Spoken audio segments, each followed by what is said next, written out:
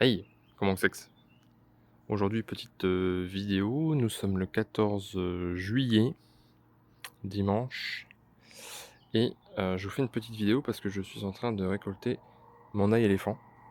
Et je me suis dit que ce serait sympa de vous faire une petite vidéo. Alors, ça a été planté, j'ai planté ça à l'automne dernier, au mois de septembre-octobre. Regardez comment on voit les belles têtes. J'ai planté ça à une dizaine de centimètres de profondeur, ici, au pied du pommier. Donc là, ils sont relativement au soleil toute la journée. En fin de journée, ils sont peut-être un peu à l'ombre. Ils ont quand même les trois quarts de la journée, ils étaient au soleil. Euh, donc là, j'en ai laissé deux pour vous montrer. Donc ils n'ont pas chopé la rouille. Donc là, ils ont séché. Mais ils n'ont pas chopé la rouille, contrairement à mon ail classique qui a chopé la rouille. D'ailleurs, je vais vous montrer aussi les têtes comparées à l'ail classique. Regardez-moi ça, les têtes que ça fait. C'est juste énorme. Regardez-moi ça. Et ils font plein de petits bulbilles tout autour des têtes. T'as des petits bulbilles comme ça qui se mettent. Et on dirait des pois chiches, des espèces de pois chiches là. Et a priori, on pourrait les repiquer pour que ça refasse une gousse un peu de cette taille là. Et j'en ai eu un aussi. Il m'a fait plusieurs. Je crois que c'est celui-ci, plus petit. Il m'a fait plusieurs têtes collées comme ça. C'était collé comme ça. Comme ça et comme ça. Et en fait, ça me fait une espèce de petit oignon. Et celui-là, typiquement, il faudrait le replanter donc, au mois de septembre, octobre de cette année. Pour avoir un gros bulbe comme ça l'année prochaine, mois de juillet. Donc, on va regarder ensemble comment ça s'arrache. Et puis, je vais vous montrer aussi la différence avec de l'ail classique. De l'ail que j'ai planté, pareil, en septembre-octobre dernier. Souvenez-vous, j'avais fait une rangée ici d'ail qui était devenu tout rachitique, qui avait chopé la rouille. Et ceci, l'ail éléphant, n'a pas du tout chopé la rouille, comme vous pouvez le voir. Ils sont très gros et très beaux. Allez, je vous montre ça. Alors ici, j'ai ramené ma plus belle tête d'ail classique que j'ai récoltée cette année. Et ça, c'est une tête d'ail du commerce. Bon, il manque un caillou ici, mais voilà. Donc l'hymen, ma plus grosse, est un peu plus petite que celle du commerce. Et regardez la différence de taille entre celle du commerce et la mienne. Regardez ça.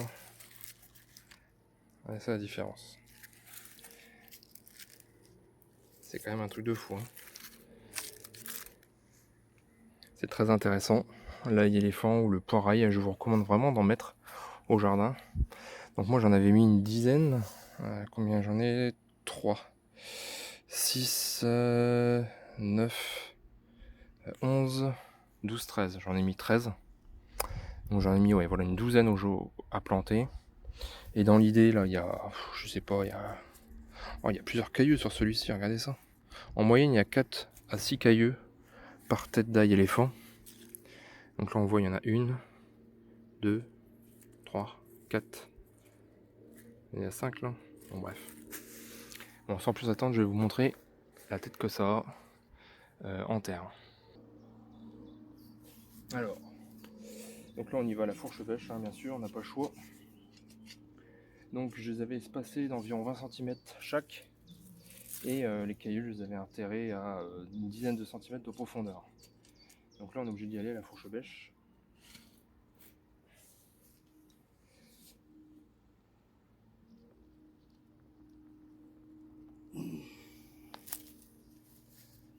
Ça vient.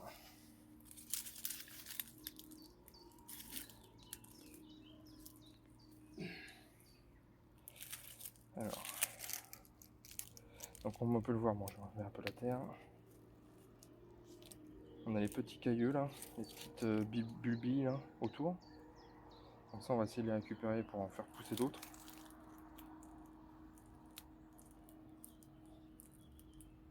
Il y en a pas mal sur celui-ci.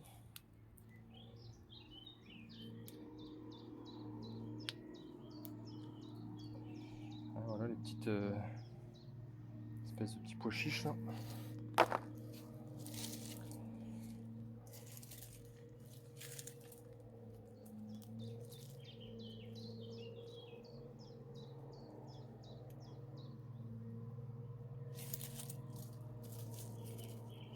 Ils sont vraiment énormes. Donc là, il faut essayer de retirer un maximum de terre, bien sûr.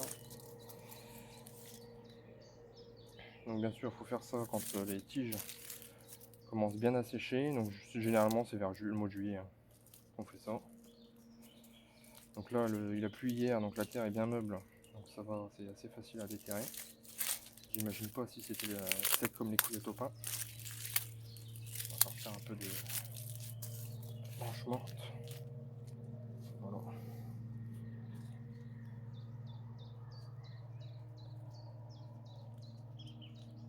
Il y a même une petite limace. C'est pas beau. Bon, ça après, ça va faire sécher. Je laisse sécher sur la pelouse cet après-midi. Et après, ce sera à faire sécher dans un endroit sombre, un peu ventilé et pas très chaud, donc dans le garage. Ce sera très bien. Hop, on va essayer de faire son petit frère qui est juste à côté. Alors j'ai vu qu'il y avait encore des bulbilles au fond. On va essayer de les récupérer quand même. Hop.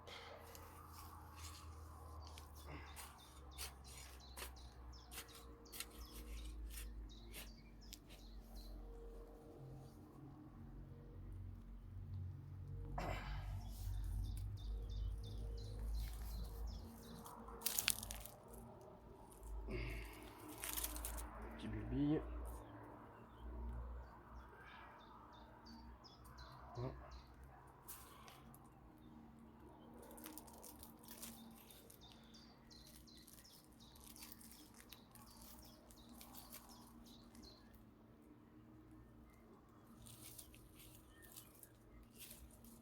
Un peu moins gros celui-ci, il est beau quand même. Toujours plus beau que l'ail classique que j'ai planté. Pas photo, hein. J'en ai planté 2 fois moins, mais j'ai 2 fois plus de récoltes. Ils sont 2 fois plus gros. Je vais chercher une balance, voir, on va peser, voir ce que ça donne. Donc voici les 2 que j'ai récoltés. Pas mal, hein. À côté de mon ail à moi. La différence. Et ça, c'est de l'ail du commerce. Housse d'ail du commerce. Voilà. Dernière qui est restée avant que je récolte mon ail. Voilà.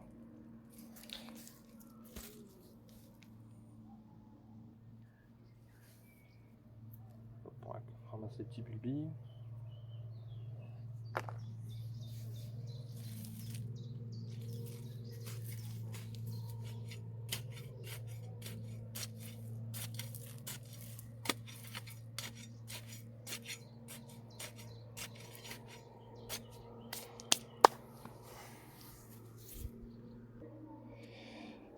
Alors, ça fait pas mal de petits pois chiches, enfin les petits bulbilles secondaires, 2 petits espèces d'oignons.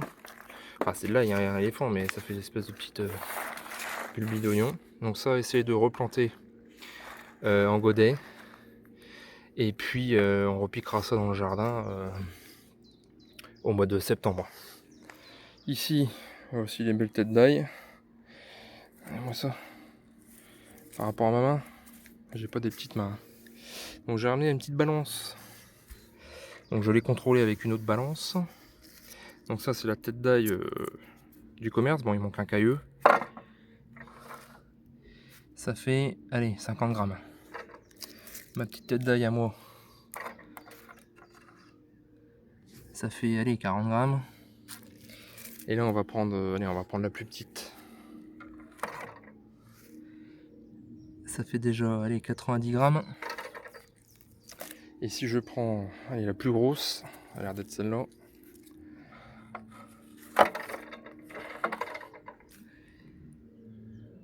On a plus de 400 grammes.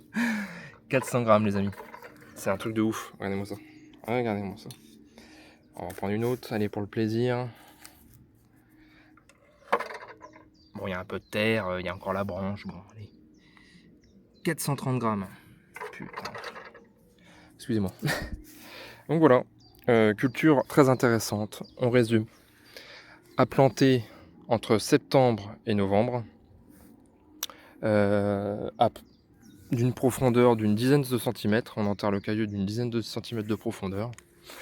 Et bien sûr, quand on plante le cailleux, on plante le bout pointu vers le haut et le cul vers le bas, bien sûr, pour que ça remonte à la surface. Ça n'a pas chopé la rouille, comme vous pouvez le voir, ils sont encore beaux. Enfin, ils ont commencé à sécher, c'est normal, hein, on est au mois de juillet, c'est le moment de la récolte. Et à une distance d'une vingtaine de centimètres entre les plants. Et on récolte au mois de juillet. Et puis je vous dis, là on pourra récupérer quelques cailleux. Je vais essayer aussi de faire germer les bulbilles là. Et on va en replanter, ça c'est certain, au mois de septembre, octobre quoi. Voilà, c'était une petite vidéo. J'espère que ça vous aura plu. Je dis allez, on va montrer ça en vidéo quand même, ça fait plaisir. Et puis moi je vous dis à une prochaine vidéo. Salut.